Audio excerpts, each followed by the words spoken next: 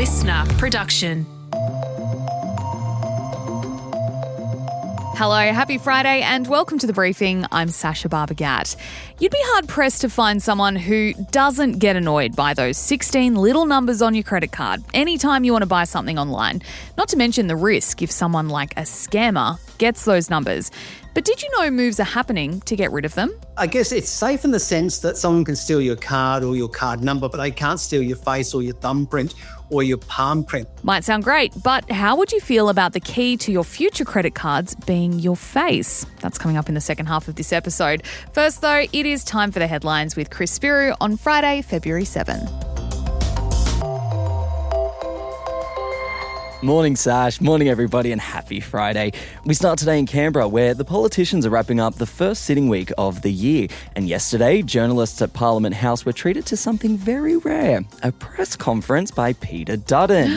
He's covered a few topics, including the floods in Queensland and crowing over Labor's capitulation on mandatory sentencing for anti-Semitism.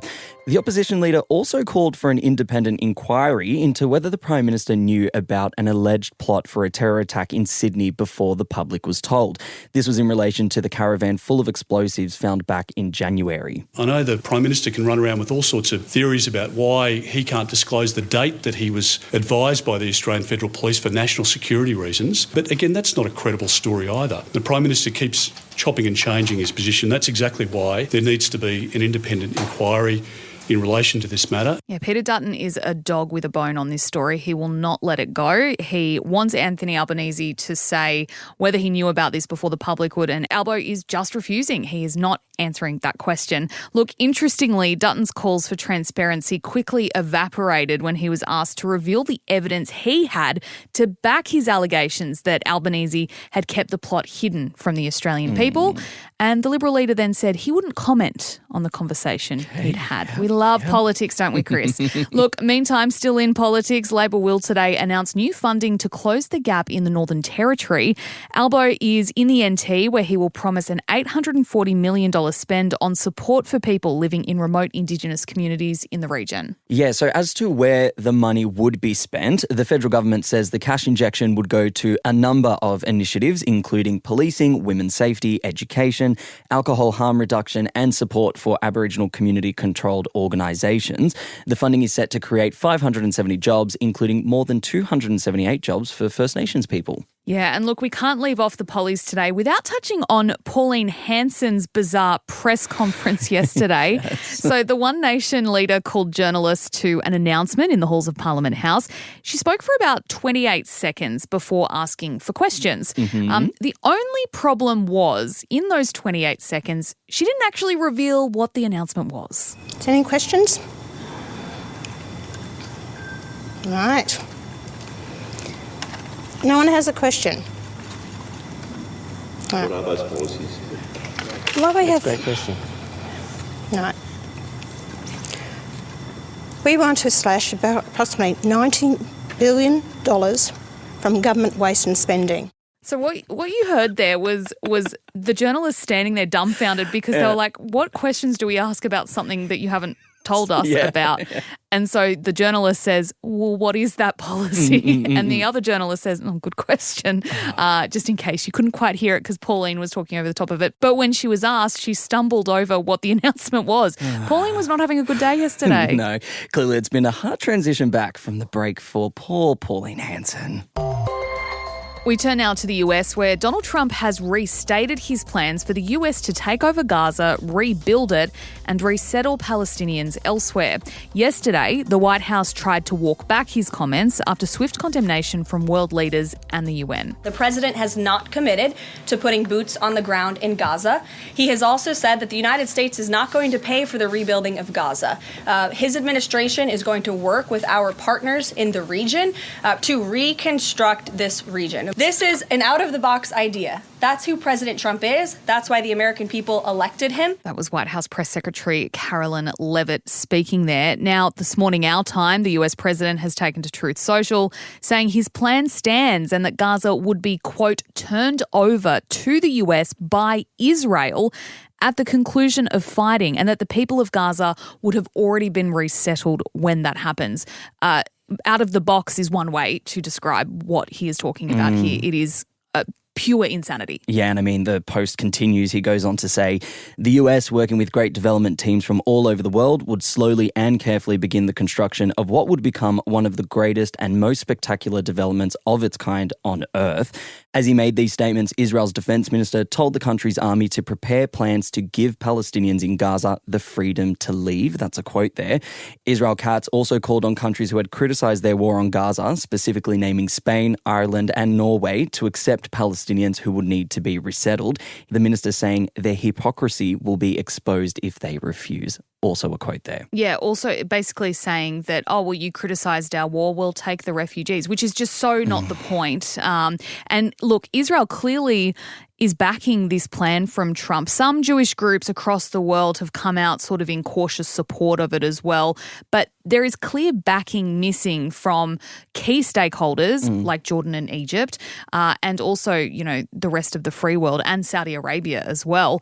And I just want to reiterate the point as well that according to the Geneva Conventions, and, you know, this was established in 1949 following World War II, this is direct from the Geneva Convention, forced or coerced displacement of a population under military occupation is a war crime and it is banned. So this plan remains illegal under international law. You might have been hearing this week about our friend and colleague Antoinette Lattouf's unfair dismissal case that's playing out in the federal court. The judge has been hearing arguments from both Antoinette and the ABC's lawyers since Monday, but yesterday was a particularly fiery day in court. Hundreds of ABC staff are now demanding the public broadcaster withdraw its legal position that Antoinette had failed to prove the Lebanese race exists as part of her case.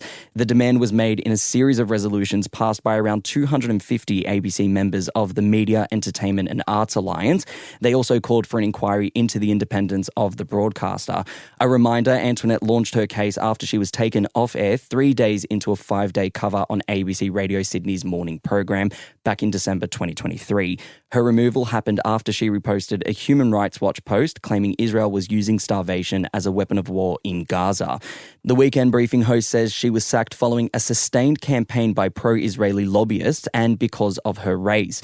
The ABC's legal team arguing she was not sacked and that her team had provided no evidence proving the existence of a Lebanese, Arab, or the Middle Eastern race. Taking to the witness stand for a second day yesterday, the outgoing managing director, David Anderson, said he was aware of a coordinated email campaign advocating for her removal. However, he said it did not influence their decision to take her off air 2 days early. When asked whether he thinks a Lebanese race exists yesterday, Anderson said he had not formed a view as to whether there is or there isn't. Now, in an all-staff email sent out yesterday, the ABC said it does not deny the existence of a certain race, reiterating similar claims that the legal onus lies on Antoinette to prove her claim. Basically, to try and put that into plain English, essentially that this is a procedural requirement that has to be met in court, that it's a court requirement. That's what the ABC is trying to say here. Nevertheless, union staff are insisting the broadcaster issue an apology for pursuing the argument in court, with Middle Eastern ABC journalists telling 9 newspapers it's a slap in the face and destroys any hope that the ABC intends to address the systemic racism as identified in an independent review into racism at the broadcaster last year. Yeah, the 5th day of hearings continue this morning at 9:30 a.m. 4 people remain to take to the stand, including former chair Ida Buttrose. And if you do want to watch, you can. The judge made an order on Monday that the hearings will be available for live stream on the Federal Court of Australia's YouTube page. And we're capping off the week hearing from you, our listeners. We've asked you a whole heap of questions on our Instagram page and in our broadcast channel this week, and here is what you had to say. So the first result I'm calling out, Sasha, is after yesterday Arvo's deep dive with Independents Allegra Spender and Kate Cheney, we asked how you'll be voting in the upcoming election. Spicy. You're not supposed to ask people who they vote for. Well, we kept it top line. 20% of you said you will be voting for a major party. 20% of you said you'll be voting for a minor party. Okay. And 61% of you said you'll be voting independent. That's really interesting. But I understand that. I understand people are getting pretty sick of the major parties at the moment. So if you have a good independent, it's a good reminder to research the independents in your area, see what they stand for and make your own decision. Yeah, and we also asked you on the back end of that silly study that suggested people feel their best when they wake up in the morning, allegedly. Just 5% of you agreed with that finding, saying that you do wake up in the morning feeling your best selves, while 75% of you, no shock there, said you didn't feel your best in the morning. And interestingly, 20% of you said sometimes you wake up feeling good in the morning. There you go. And if you haven't joined already, just search The Briefing Podcast on Instagram and follow the prompts in our bio to join our broadcast channel. We love hearing from you. We absolutely do. And we'll have plenty more, both serious and fun and silly polls next week when we come back for the headlines. Thank you, Chris. Enjoy your weekend. Next up, we are getting into a deep dive asking if we're seeing the end of the credit card as we know it.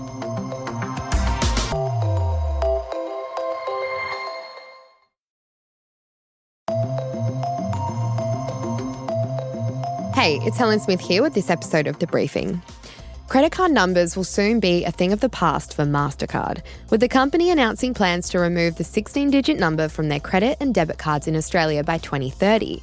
Mastercard is the world's second largest payment network, and it says the move is designed to crack down on scams, identity theft, and fraudulent use of cards. So instead of numbers, the cards would use tokenisation and biometric authentication to make payments and transactions. So how do these cards actually work, and what impact will it have on our everyday purchases, especially when it comes to online shopping where you need to enter your card details? Gary Mortimer is a marketing and consumer behaviour professor from Queensland University of Technology's Business School. Gary, is this the beginning of the end for credit cards? Well, listen, I guess it is in some way. I guess it'll be a staged approach. What we've seen announced this week is Mastercard indicating that by 2030, they'll remove the card numbers off the card and move to a biometric or tokenism approach. But looking even further down the chain, if you think about what we're seeing with smart retail technology, Amazon Just Walk Out, facial recognition, Palm Pay, you may not actually need cards in the future at all. So how would a credit or debit card with no numbers work? Yeah, so at the moment, your credit card has a little chip on it that's used to tap and go on most terminals. Next to that chip will be a little biometric plate. So you literally place your thumb on that plate, go to tap your card, and the card will realise it's actually you using that card. And what that will do is it will prevent someone from stealing your card out of your wallet or your purse and then running around and making purchases under $100 where you don't actually need a key and a PIN number. So why is Mastercard doing this? Yeah, they're really concerned with credit card fraud. So either someone's stolen your card and using to tap and go, or they've stolen the numbers and the CVV number on the back, as well as the expiry date. Credit card fraud in Australia cost Aussie consumers last year nearly $900 million. So by getting rid of the credit card numbers, it will lower fraud? Is that what they're saying? Yeah. So I'm sure many of your listeners and viewers would have in the past, looked at their social media feed, saw an amazing deal. Generally, it's R.M. Williams boots for 80% off. They've clicked on the link. They've gone to make the purchase. They put in that 16-digit credit card number, the expiry date, also that CZVD number on the back, that security number, and then it's a fraudulent site. It's a scam site. So by removing those card numbers, they'll move to a tokenisation authentication system. You mentioned before biometrics with thumbprints and things like that. Does this mean that we're handing over more of our personal data to the banks? How much safer really is it? Well, listen, I guess it's safe in the sense that someone can steal your card or your card number, but they can't steal your face or your thumbprint or your palm print. But you're right. In some ways, that data does need to be stored somewhere. Banks will hold that data, I would imagine, rather than credit card providers. So when you're making that transaction, the bank would authorise to make sure that's actually you. But of course, like any data, it's susceptible to breaches as well. So can you explain a little bit further tokenisation and biometric authentication? I've seen some examples that it could be done with a smile. You could pay something with a smile or a wave of a hand. Is that really how it could work? Yeah, listen, so biometric payment or facial recognition or Palm Pay is currently being used certainly around the world. 7-Eleven in Taiwan, a couple of Asian countries, as well as China, trialled facial recognition payment technology. So you walk up, it looks like an iPad tablet. You make your purchases and you stare at the screen. Last month, I was in New York at a retail conference. Toshiba and also NEC were developing point-of-sale cash registers where you simply look at the screen and you make your payment through your face. The other one is tokenisation. So a really good example of that might be when you're signing into your superannuation account or you're ringing your telco provider. And after they do the initial identification checks, they'll say, listen, I'm going to send you a link either to your phone or to your email. I want you to click on that link and then we can continue this conversation. So what it's doing is it's sending you a token. You're either clicking it on your phone or on your email, and that confirms that that's who you are, and then they continue that. So that will work for, say, making an online purchase. Currently with online purchases, we key in our digits, we put in our passcodes and away we go. Now it'll just simply be, are you ready to purchase? Yes. Would you like us to send you a link to your smartphone or to your email address? That will confirm who you are and the purchase will take place directly. What about people who don't use online banking or mobile banking? How will then they do transactions online like you just explained? Yeah, I mean, obviously, like with any new technology, there's always going to be some learning curves. And particularly for senior consumers, senior citizens, they may feel a bit uncomfortable using these types of technologies. The other one is the challenges if you do your purchasing for elderly parents. So often I know that I've got friends that will use their parents' card, their elderly parents' card, to go to the supermarket to make purchases. If you're using biometrics, that card's not going to work because it realises that that's not who owns the card. So there are going to be some learning curves as this new technology comes into play over the next 4 to 5 years. Speaking of when it comes into play, numberless cards have been in circulation since around 2020 in Europe. Why has it taken Australia so long to take this step? Yeah, listen, I guess with Australian retailers, we tend to be a little bit behind the times when it comes to innovation. We certainly see these types of innovation technologies roll out across Europe, the UK and the US, sometimes also into China before it comes down into Australia. You look at the likes of the old ATM machine. I mean, they really started overseas before we started seeing bank tellers in the wall here in Australia. Do you think this move could be putting us one step closer to a cashless society? We've talked about credit cards and no numbers now. What about cash? Do you think it will be a next step? It's really interesting. We've talked for a long time about a cashless society, and ultimately I think that's exactly where we're going to go. Most people today will simply tap and go a credit card. Over 54% of transactions last year, 2024, were done using digital payments on your smartphone. You simply tap your smartphone and go. And then when you look at the types of technology like Amazon Just Walk Out, that's being rolled out in a number of convenience stores. Listen, the MCG has implemented that technology in some of their kiosks. So now I don't even need a card or even a smartphone. It just recognises who I am and charges it to my account. Potentially, I would see a society which has no cash in it. Retailers have tried going cashless. We've seen that with a number of smaller retailers, but also Woolworths trialled this in some of their smaller metro branches in Sydney. It didn't hold up because there was still a demand for cash for some members of the community. So it's pretty clear tech is reshaping how we purchase things. And you mentioned the Amazon Just Walkout stores. And we've seen Mastercard also enter this space with their pop-up at the Australian Open this year, where all people had to do was tap their card before walking through, grab the products that they wanted, and then without scanning them, they'd leave and they were automatically charged the total of what they picked up or what they bought, in a sense. How does that technology work? Amazon's pretty secretive about this type of technology. We're also seeing a number of other vendors utilising this technology. Ultimately, it's using cameras above you and on the shelf. It's also checking weights and things. So when you remove something from a shelf, the shelf realises it's a smart shelf that something's been removed. And then if you put it back, it does exactly the same thing. So using AI, computer vision, cameras, it realises who you are and then charges your card accordingly or your account accordingly. I was in a store in Mexico last year. You tap your phone in this case, so it lets you know you're an Amazon customer. It's tracking you as you go through this small convenience store, and then as you leave, it then charges to your account. So if we did get rid of credit card numbers altogether, is there a backup system in place if there was a hack or if this new technology suddenly stopped working? Well, yes, we can go without credit card numbers if we adopt sort of biometric facilities or tokens. The challenge, of course, is when systems go down. And we see that even today, that when the FBOS machine is down and all you've got is a card, you have no cash. So this becomes the challenge. Until our systems become incredibly robust and don't fail or have a backup mechanism, will there still be a need for cash? That was Gary Mortimer there from QUT Business School, and it would be interesting to see what 2030 holds when Mastercard removes those numbers from credit cards. I think the biggest impact will be the online banking and shopping and things like that, but I'm really interested in the Amazon walkout stores. That'll be an interesting space to watch, and we'll see if they start to roll out more in Australia. But that's it for this episode of The Briefing. We'd love it if you could share it with someone else you think might enjoy it as well. It really is the easiest way to keep the pod growing, but we will be back in your feed this afternoon from 3 with another episode.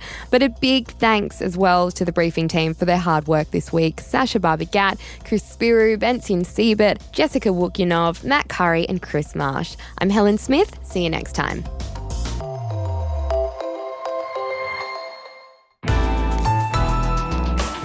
Listener.